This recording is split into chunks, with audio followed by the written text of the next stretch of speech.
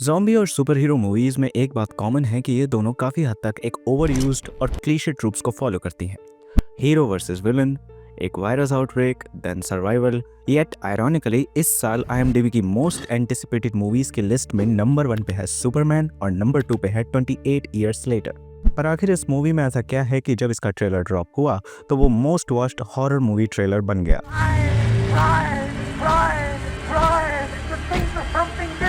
आखिर ये मूवी इस जॉनरा के लिए इतनी इंपॉर्टेंट क्यों है? आज हम बात करेंगे इस मूवी के फर्स्ट पार्ट और सेकंड पार्ट्स के बारे में, जिसमें से फर्स्ट पार्ट ने इस पूरे ज़ॉम्बी जॉनरा को रीडिफाइन करके रख दिया था।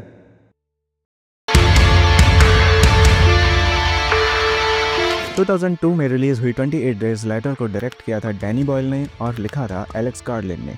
इस मूवी में इन्फेक्टेड को दिखाने का आइडिया एलेक्स गार्लैंड को रेजिडेंट इविल गेम से आया, जिसमें इन्फेक्टेड डॉग्स के चलते टेंस सिचुएशन बन जाती थी, जिससे गार्लैंड इंस्पायर हुए और उन्होंने सोचा कि क्या हो अगर ऐसे ज़ॉम्बीज बनाए जाएं जो कि तेज मूव कर सकें। इससे इंस्पिरेशन लेते हुए हमें दिखे ज़ॉम्बी जॉनरा में पहले ऐसे ज़ॉम्बीज जो भाग सकते हैं। इस मूवी को शूट किया गया था कैनन XL1 कैमोकॉर्डर से, जिससे इस मूवी को एक यूनिक फील मिलती है। मूवी की शुरुआत में ही हमें दिखता है कि एक चिंपैंजी पर एक्सपेरिमेंट किए जा रहे हैं, उसे वायलेंट इमेजरी और राइट्स की वीडियोस दिखाई जा रही हैं। इस एक्सपेरिमेंट का मकसद उन चीज़ों से चिंपैंजी का बिहेवियर कैसे अफेक्ट होता है ये जानना था, जिससे एक वायरस का इजाद हुआ, रेज वायरस। इस वायरस के चलते एग्रेशन और वायलेंट रिस्पॉन्सेस को बढ़ाया जा सकता है। हालांकि पूरी तरह से कंफर्म नहीं किया गया कि आखिर इस वायरस को क्यों बनाया जा रहा था। हालांकि राइटर्स का मकसद हमें इससे एक ऐसे एक्सपेरिमेंट्स के नतीजे दिखाना था जिनके कॉन्सिक्वेंसेस साइंटिस्ट अक्सर इग्नोर करके चलते हैं। ह्यूमन इमोशंस को वेपनाइज करने के चक्कर में उन्होंने एक ऐसा पेंडोरा बॉक्स बनाया जिसकी चपेट में पूरा लंदन आ गया। इन सिंपल टर्म्स, और कर लो कुदरत की बनाई चीज तो छेड़छाड़। इस वायरस के पूरी तरह फैलने के 28 दिन बाद हमें दिखता है हमारा protagonist Jim, played by Cillian Murphy, जिसे for some reason Danny Boyle को नंगा दिखाना पसंद है। जब जिम खाली लंदन के सड़कों पर घूमता है तो उसकी तरह हमें भी कोई आइडिया नहीं होता कि आखिर चल क्या रहा है। यह सीक्वेंस हमें इस पूरी मूवी में हुक करके रखता है। इस सीक्वेंस में हमें दिखता है empty London with beautiful cinematography. और अगर आप इस सीक्वेंस के आखिर में ड्राइंग पे ध्यान दें तो शायद आपको इस सिचुएशन का हल्का फुल्का अंदाजा हो ही जाएगा। ऑब्वियसली हम एक ज़ॉम्बी मूवी देख रहे हैं। एलेक्स गार्लैंड ने इस फिल्म में ध्यान रखा है कि जिम का character development through out the movie चले। जिम शुरुआत करता है एक डरपोक और कंफ्यूज्ड कैरेक्टर की तरह और एंड में वो एक रैम्पेज में निकला हुआ मॉन्स्टर बन जाता है। एलेक्स गार्लैंड हमेशा अपनी फिल्मों में आइसोलेशन को as a character development tool इस्तेमाल करते हैं, जिसका असर हमें इस मूवी में भी नजर आता है। जिम लंदन को एक्सप्लोर करता है, फिर चर्च में एनकाउंटर करता है पहले इन्फेक्टेड से, फिर वो नाओमी हैरिस और एक अननोन कैरेक्टर से मिलता है। लेकिन ग्रुप में ट्रैवल करने के बाद भी जिम अपने अंदर ही अंदर कई सारे कॉन्फ्लिक्ट्स झेल रहा होता है। मूवी के एंड आते आते जिम एक ऐसा मॉन्स्टर बन जाता है जो अपने चाहते लोगों को प्रोटेक्ट करने के लिए किसी भी हद तक जा सकता है। बात करें इस स्पेसिफिक सीन की तो डैनी बॉयल की क्रिएटिविटी की तारीफ करनी पड़ेगी कि इस 4 लाइन के सीक्वेंस को उन्होंने एक आइकॉनिक सीन बना दिया। यहाँ तक कि जिम का हॉस्पिटल में उठने वाला सीक्वेंस भी वॉकिंग डेड जैसे शोज में लिया गया है। अगर इस मूवी की कहानी को मैं आपको अच्छे से एक्सप्लेन करूं तो शुरुआत होती है एक सेटअप से जिसमें आउटब्रेक होता है। चिंपैंजी के अंदर का रेज वायरस इतना इफेक्टिव दिखाया गया है कि सिर्फ बाइट से ही नहीं बल्कि ब्लड और सलाइवा के थ्रू भी वो बॉडी को इन्फेक्ट कर सकता है। उसके 28 दिन बाद हमें हमारा प्रोटैगनिस्ट जिम दिखाया जाता है, जो कि लंदन को एक्सप्लोर करने के बाद चर्च में जाता है। चर्च की दीवारों पर लिखा रहता है एंड इज नियर। इस सीक्वेंस में हमारा प्रोटैगनिस्ट पहले इन्फेक्टेड से एनकाउंटर करता है, जहां से हमें आइडिया मिल जाता है कि ये ज़ॉम्बी भाग सकते हैं। जैसे तैसे जिम वहां से बच के निकलता है और कुछ लोगों की हेल्प से बच भी जाता है और वो लोग पेट्रोल पंप को ब्लास्ट कर देते हैं।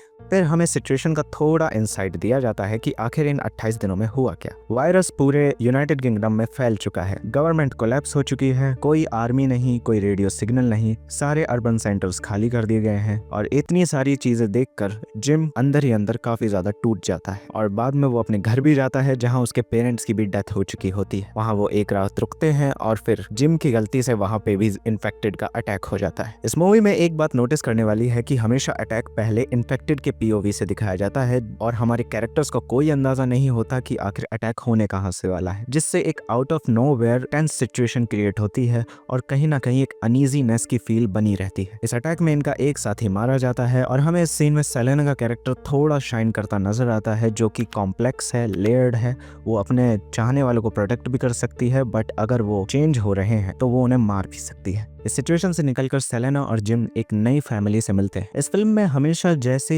इन्फेक्टेड को प्रेजेंट किया गया है कि जैसे ही वो आते हैं कैमरा शेक होने लगता है, उनको ज्यादा क्लोजअप में दिखाया गया है, कहीं ना कहीं अनसेटलिंग सी फील बना के रखता है, जिससे एक ज़ॉम्बी मूवी से ज्यादा एक हॉरर मूवी वाला ज्यादा टेस्ट देती है, थोड़ी डिस्टर्बिंग भी साउंड करती है। बात करें इस नई फैमिली की तो इसमें है चबी क्रिस्टोफर नोलन और इस फिल्म की मेरी फेवरेट कैरेक्टर हाना, जो कि यहाँ से पलायन करने के चक्कर में है क्योंकि उनके पास रिसोर्सेज की कमी है। तभी उन्हें कुछ सोल्जर्स का SOS सिग्नल मिलता है जो कि वायरस का क्योर जानने का दावा करते हैं। इस सिग्नल के मिलते ही ये फैमिली निकल जाती है एक नए एडवेंचर पर इन सोल्जर्स का कैंप ढूंढने। इस एडवेंचर में हमें एक बम्पी राइड देखने मिलती है, एक टनल के अंदर टेंस सिचुएशन भी देखने मिलती है, जहां से गैस स्टेशन पहुंचने के बाद जिम अपना पहला किल करता है। फिर एक पीसफुल सी जगह वहां वो रेस्ट करते हैं, जहां जिम और सेलेना की बॉन्डिंग भी दिखाई गई है। जहां से निकलकर वो पहुंचते हैं आर्मी बेस पर। आर्मी बेस पहुंचने के बाद वहां उन्हें कुछ नहीं मिलता, जिसकी वजह से हाना के फादर की डिसअपॉइंटमेंट और फ्रस्ट्रेशन हमें साफ नजर आती है। हालांकि इस दौरान एक सैड सीन भी देखने मिलता है, जहां एक इन्फेक्टेड का ब्लड हाना के फादर की आंखों में चला जाता है और वो इन्फेक्ट हो जाता है। इस सिचुएशन में फिर एंट्री होती है सोल्जर्स की, जो कि हाना के फादर को मार देते हैं और जिम, हाना और सेलेना को आर्मी मेंशन ले जाते हैं। हमें दिखाया जाता है एक मेंशन जहां पे उन्होंने 8 सोल्जर्स के साथ अपना एक डेरा बना रखा है। इस सिचुएशन में जिम और सेलेना के बीच रिलेशनशिप काफी स्ट्रांग हो जाती है। इस आर्मी ग्रुप का मेजर होता है हेनरी वेस्ट, जो कि इस फिल्म का मेन विलन है, जो कि जिम को इस बेस का टूर भी देता है और हमें पता चलता है कि इस बेस में एक 9th सोल्जर भी है। वेस्ट दावा करता है कि वह सिविलाइजेशन को क्योर ढूंढने के बाद रीबिल्ड करेगा। डिनर के दौरान हमें एक सोल्जर मेजर वेस्ट के सिविलाइजेशन रिबिल्डिंग प्लान पे क्वेश्चन करता भी नजर आ जाता है। वो कैरेक्टर है सर्जेंट फेरल। हालांकि इतना सब कुछ देखने के बाद वो ट्रॉमेटाइज हो चुका था और हमें उसके बिहेवियर में ये चीज नजर आती है। जब एक सोल्जर सेलेना से बदतमीजी करता है तो फेरल ही जिम के साथ उसका स्टैंड लेता है। साथ ही हमें पता चलता है वेस्ट का plan.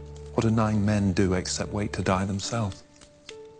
I set the radio broadcasting and I promised them women. जिससे सुन के हमें अंदाजा हो जाता है कि इस वर्ल्ड में इन्फेक्टेड से ज्यादा भी खतरनाक चीजें हैं। ये वायरस पहले से ही हम इंसानों में एग्जिस्ट करता था, वायलेंस और सैवेजरी के रूप में। इस सीन से कई चीजें क्लियर हो जाती हैं कि अगर सोसाइटी से लॉज की कमांड हट जाए और लोगों को अपनी मर्जी करने की पूरी आजादी हो तो सोसाइटी डूम हो चुकी है। वापस आए इस मूवी पर तो जिम और फेरल को मारने के लिए ले जाया जाता है, जिसमें से जिम बच के निकल जाता है और कम बैक करता है एक जबरदस्त कैरेक्टर डेवलपमेंट के साथ। वहाँ बेस में हाना और सेलेना को काफी कुछ बुरा फेस करना पड़ता है, जिसमें सेलेना हर मुमकिन कोशिश करती है कि वो हाना को प्रोटेक्ट कर सके। देखने मिलता है कि जिम एक मॉन्स्टर की तरह रैम्पेज पे निकलता है और काफी स्ट्रेटेजिक तरीके से सोल्जर्स को ठिकाने लगाना शुरू कर देता है। हमें पता चलता है कि जिम भी एक मॉन्स्टर ही बन चुका है, जो कि इक्वली डेंजरस, ब्रूटल और रेलेंटलेस है, ठीक इन्फेक्टेड की तरह। जिस तरह से लास्ट ऑफ अस में जोल ने एली को प्रोटेक्ट करने के लिए कई फैमिली बर्बाद कर दी थी, उसी तरह जिम भी वही बन गया उन सोल्जर्स को मारने के लिए जो कि उसके अपनों को नुकसान पहुंचाना चाहते थे। हम एक सीन में भी देखते हैं जब जिम एक सोल्जर की आंखें नोच डालता है तो सेलेना भी उसका ये रूप देख के डर जाती है। हाना की बहादुरी के चलते वो सब वहां से एस्केप कर जाते हैं, पर जिम इंजर्ड हो जाता है, जिसे हाना और सेलेना बचा लेते हैं और वो दूर किसी फार्म हाउस पे रहने लग जाते हैं। मूवी एंड होते होते एक फिनिश या एक स्कैंडिनेवियन जेट उन्हें रेस्क्यू करके ले जाता है। मतलब ये वायरस वर्ल्ड वाइड कंट्रोल में है और सिर्फ मेन ब्रिटेन में ही है। अब इस मूवी की कई और एंडिंग्स भी लिखी गई थी, जिनमें से एक थी जिसमें जिम की डेथ हो जाती है और हाना और सेलेना अकेले सर्वाइव करने निकल जाते हैं। एक एंडिंग में जिम हॉस्पिटल में उठता है, जो कि मूवी के स्टार्टिंग से पैरेलल सेट करता, जो कि एक ओपन एंडिंग की तरह दिखता कि आखिर सेलेना और हाना कहाँ गए। इसी वजह से इस एंडिंग को ड्रॉप कर दिया गया। इस मूवी का एक सब प्लॉट भी था जिसमें इन्फेक्टेड सोल्जर के ब्लड से क्योर निकालने की कोशिश की जा रही थी, पर स्क्रिप्ट के फाइनल पार्ट में इस सब प्लॉट को ही रिमूव कर दिया गया। बात करें इस स्पेसिफिक एंडिंग की तो ये सिंबलाइज करती है होप,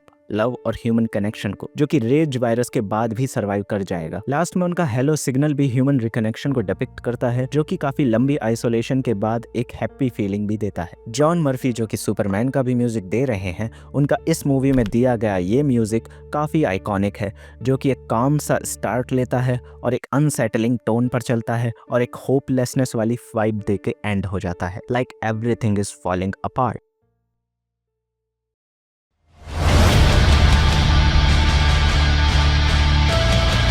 लेकिन अब बात करें 28 वीक्स लेटर की। इस मूवी में हमें एक टोनल शिफ्ट देखने मिलता है, जहां पहला पार्ट एक सस्पेंस वाली फील लेकर चलता है कि आखिर 28 डेज लेटर के वर्ल्ड में चल क्या रहा है, और ये देखने मिलता है कि यूके जो कि वायरस का कोर था, ये मूवी उस पूरे पार्ट को एक तरह से चेंज कर देती है, जहां अमेरिकन लेड नेटो लंदन को रिपॉपुलेट करने का ऑर्डर देती है और इजिली वायरस के स्प्रेड होने के 28 हफ्तों बाद उसे रीबिल्ड करने लग जाते हैं। ये रीजन देखिए कि 5 हफ्तों बाद सारे इन्फेक्टेड भूख से मारे गए। इस मूवी में सबसे बड़ा चेंज ये था कि Alex garland and Danny Boyle इस मूवी के लिए रिटर्न नहीं आए थे। इस मूवी को पूरी ही नई टीम के साथ बनाया गया था, जिसके चलते एलेक्स गार्लैंड भी इस मूवी को ज्यादा इंपॉर्टेंस नहीं देते। इस मूवी को जुआन कार्लोस फ्रेंसनदिलो ने डायरेक्ट किया था और 3 राइटर्स के साथ को राइट भी किया। जहां पहली मूवी कोलैप्स को दिखाती है, जिसमें ज़ॉम्बी अपोकलिप्स के साथ साथ society breakdown, raw survival, personal transformation जैसे टॉपिक्स को छेड़ा गया है। वहीं 28 वीक्स लेटर फोकस करती है रीबिल्ड, कंट्रोल और साथ ही साथ military occupation, government protocols, field safety जैसे टॉपिक्स पर। जहां फर्स्ट मूवी ने इस जॉनर को रेवोल्यूशनाइज किया था, वहीं 28 वीक्स लेटर एक टिपिकल ज़ॉम्बी मूवी बन के रह जाती है। फर्स्ट पार्ट का प्लॉट जहां आगे ही मूव करता है आउटब्रेक, आफ्टरमैथ, सर्वाइवल, होप पर,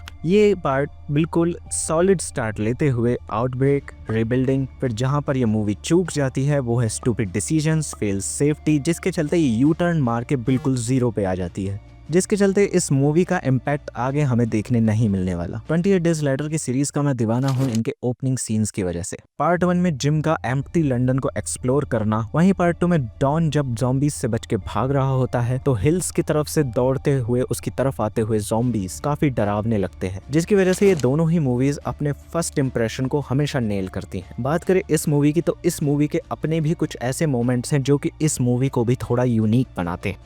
मूवी स्टार्ट होती है डॉन के कैरेक्टर के साथ, जो कि अपनी वाइफ को मरने छोड़ भाग जाता है, और उसके 28 हफ्तों बाद हमें दिखता है कि मेनलैंड ब्रिटेन जो कि रीबिल्ड कर दिया गया है डिस्ट्रिक्ट 1 सेफ जोन बनाकर, जहां डॉन के बच्चे फौरन से वापस आते हैं और साथ में रहने लग जाते हैं। इस बीच हमें कुछ अच्छे कैरेक्टर्स से भी इंट्रोड्यूस करवाया जाता है। डॉयल जो कि एक स्नाइपर है, स्कारलेट जो कि एक चीफ मेडिकल ऑफिसर है, और फ्लिन जो कि पायलट है। अपनी वाइफ को मरने छोड़ देने का गिल्ट डॉन को अंदर ही अंदर खा रहा होता है, और जिसके चलते उसकी फैमिली में भी टेंशन बनी रहती है। डॉन अपने बच्चों को बताता है झूठ बोलते हुए कि कैसे उसकी मां मारी गई, जो कि डॉन के कैरेक्टर को एक कावर्ड और एक एनोइंग कैरेक्टर की तरह सेटअप करती है। डॉन के बच्चे मजे मजे में अपनी मम्मी को ढूंढ लेते हैं, जो कि अब वायरस की कैरियर है। इस इंसिडेंट से डॉन और उसके बच्चों की रिलेशनशिप पूरी तरह से खराब हो जाती है, और मिलिट्री को भी जब डॉन की बीवी के कैरियर होने का पता चलता है तब तक बहुत देर हो चुकी होती है। डॉन अपना पास साबित कर चुका होता है। गिल्ट के चक्कर में वो अपनी इन्फेक्टेड वाइफ को किस करता है, जिसकी वजह से डॉन इन्फेक्ट हो जाता है और साथ ही साथ सेफ जोन में वायरस को फैला देता है, जिसके बाद एक बुरी चीजें होती हैं। पहले मिलिट्री अपनी फील्ड सेफ्टी के चलते कुछ चारा ना बचने के कारण पब्लिक पे ओपन फायर करवाती है। उसके बाद हमें दिखता है एक जेनोसाइड जो कि काफी अनसेटलिंग फील देता है। डॉयल और स्कारलेट डॉन के बच्चे टैमी और एंडी को लेके वहां से बचे हुए सिविलियंस के साथ डिस्ट्रिक्ट 1 से निकल जाते हैं, जिसके बाद मिलिट्री फायर बॉम्बिंग से डिस्ट्रिक्ट 1 उड़ा देती है, जो देखने में बहुत हॉरिफाइंग लगता है। फिर डॉयल फ्लिन से मदद मांगता है कि वो उसे एक लोकेशन बताए जहां से वो इवैक्यूएट कर सके, बट फ्लिन बाकी सिविलियंस को पिकअप करने से मना कर देता है, और हमें एक स्लैशिंग सीन भी देखने मिलता है। बच बचाकर डॉयल, स्कारलेट, एंडी और टैमी वहां से बच निकलते हैं। डॉयल उन तीनों को बचाने के चक्कर में खुद को सैक्रिफाइस कर देता है, और आखिर में बचते हैं टैमी, एंडी और स्कारलेट, जिसमें से स्कारलेट को इन्फेक्टेड डॉन मार देता है और एंडी को भी इन्फेक्ट कर देता है, but for some reason Andy survive कर जाता है और टैमी अपने फादर को मार देती है। फ्लिन एंडी और टैमी को लेकर वहां से निकल जाता है और मूवी एंड हो जाती है। मूवी के एंड में हमें पता चलता है कि वायरस पेरिस और यूरोप के बाकी हिस्सों में भी फैल चुका है।